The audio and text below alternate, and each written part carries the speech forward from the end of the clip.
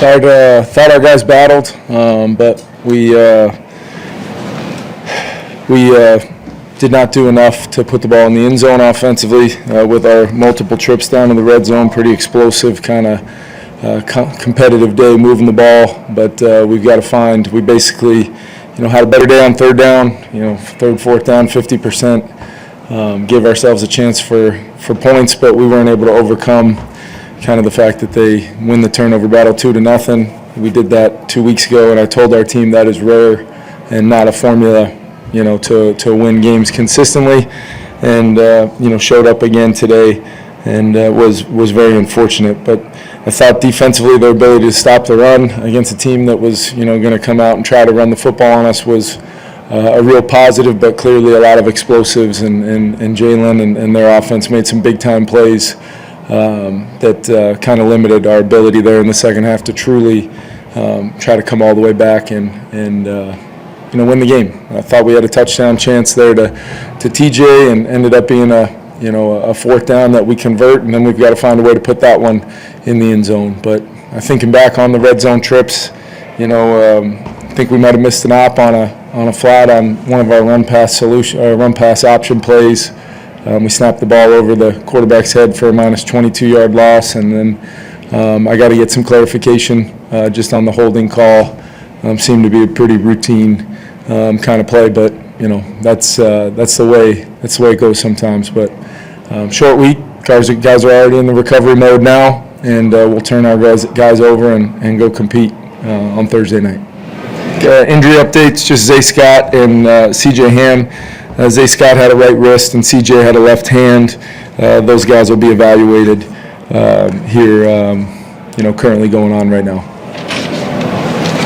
Kevin, when Jalen Hurts makes the plays he makes on those third downs, especially when he gets out, how difficult is that to defend just when he's able to extend things as long as he did on a couple? Yeah, it was a big part of the game plan was going to try to contain him as much as we could to the pocket and try to get home and see if we can, first and foremost, force them into what seemed like, I don't know if I'm right on this, but it felt like 3 of their third down conversions, maybe the 3 they had in the game, were all long yardage kind of, pretty back-breaking kind of plays when you've done everything to force those D&Ds of what they are, and then they not only end up converting, but for some explosive gains there. So I know our guys competed all day long. I thought the defense, even with us turning the football over for a touchdown, and then they were able to kind of give us some ops to keep that competitive and stay in the football game. And it was back and forth, just trying to find a way to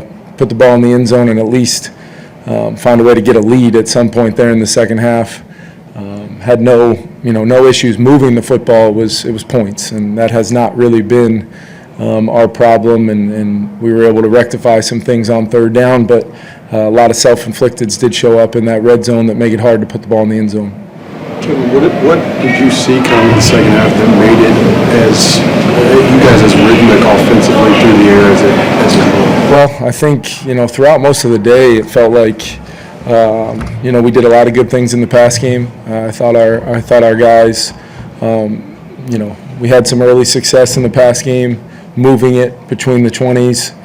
Then they made some adjustments, and we made some real-time adjustments to kind of keep the momentum and find guys like Jordan Addison, TJ, Speedy. All those guys had some really, really nice plays throughout the day, and I thought Justin was his normal self from a standpoint of being a problem, and there was some real emphasis to try to limit his impact, which opened up some opportunities for some of the other guys. And when we could, against a pretty good interior player there in 98, when we could hold up and allow the plan to kind of come to life, we had some real opportunities down the field, and enough to move it, like I said, but at the same time, 22 points when you give them 7 off of a turnover, and ended up in a very long situation coming off of a penalty, and end up having the ball kind of ruled out of bounds on a lateral there that put us in 3rd and forever, and then turn it over on that 3rd down. Just plays that it just feels like we put ourselves in some of the situations of the football game that although they competed, we've got to clean up. We can't allow, maybe third down execution one week isn't up to the standard, and then, it trickles down to the red zone when you do have a good day on third down to possess the football quite a bit in the game and try to stick with the run game as much as possible to then allow you to be explosive throwing the football. Kevin, you said the holding in the red zone was sort of routine. What do you mean by that? Just a normal technique that you see, you kind of see around the league from a trap. It's called a trap. Knock a guy's hands down. Got to go back and watch it. Didn't see it real time, but I think the officials were, there was some discussion amongst them, and they made the call, and they're gonna make those calls, and can't give them the opportunity to throw those penalties, because penalties and negatives in the red zone make it really hard to come away with points, or 7. Did you get any clarity or understanding of why TJ's touchdown was overturned?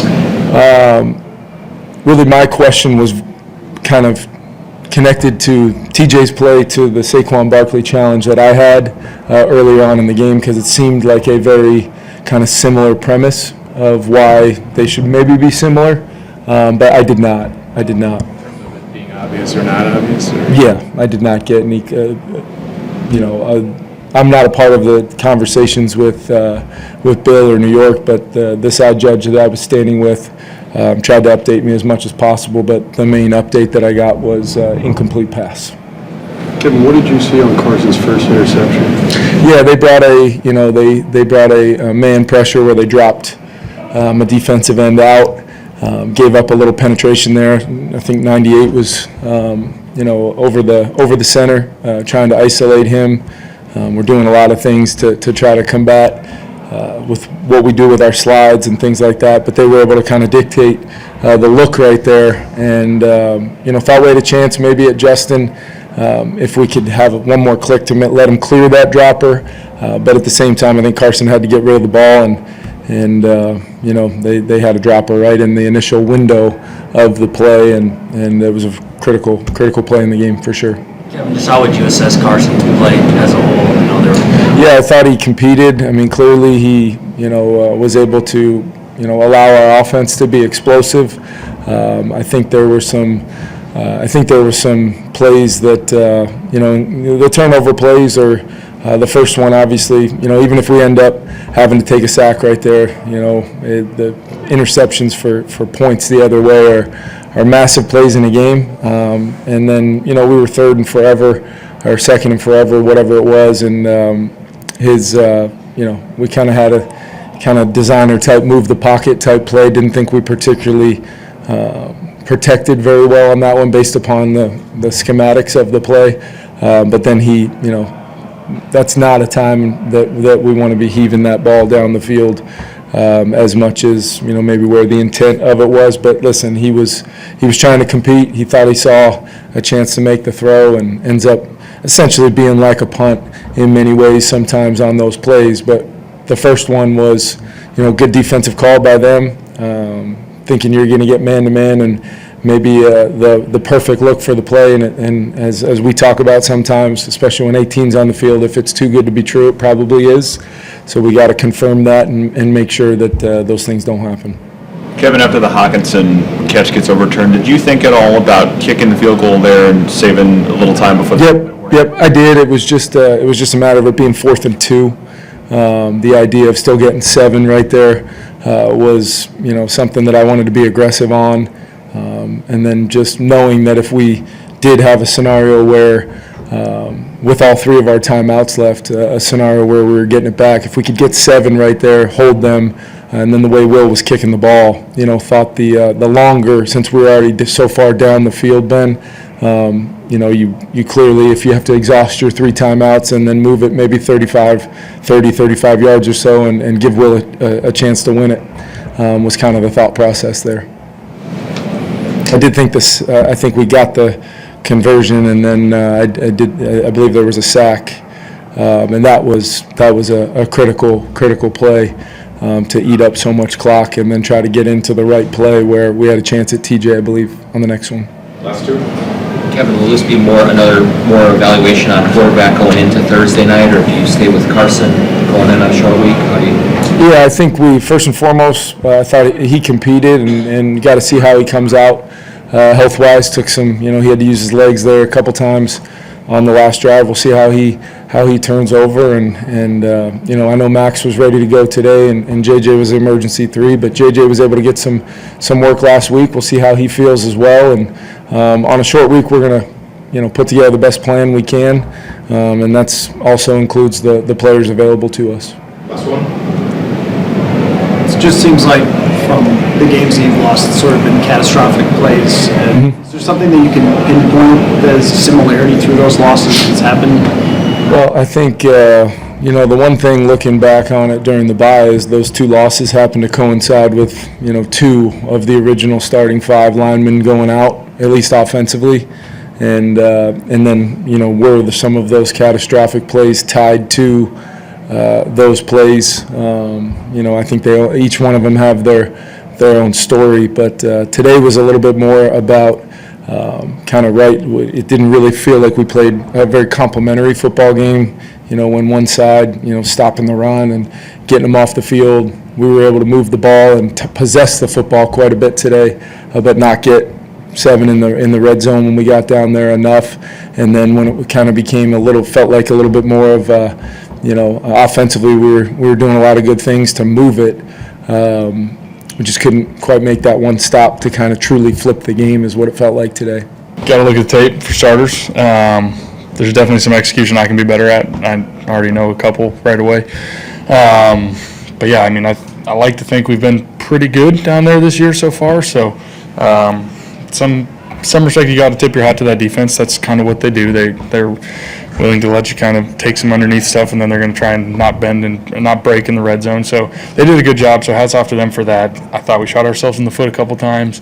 Like I said, I missed a couple, and so the rest I got to go back and take a look.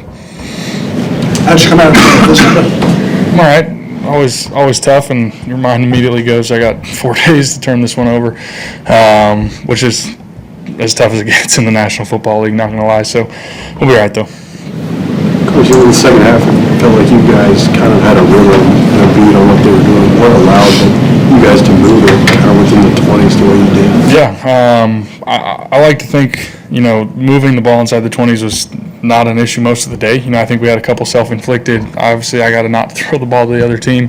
That would be great. But I thought guys came out ready to play. I thought we were able to hit some of those intermediate passing game. Second half, I thought we came out right away running the ball right down the field.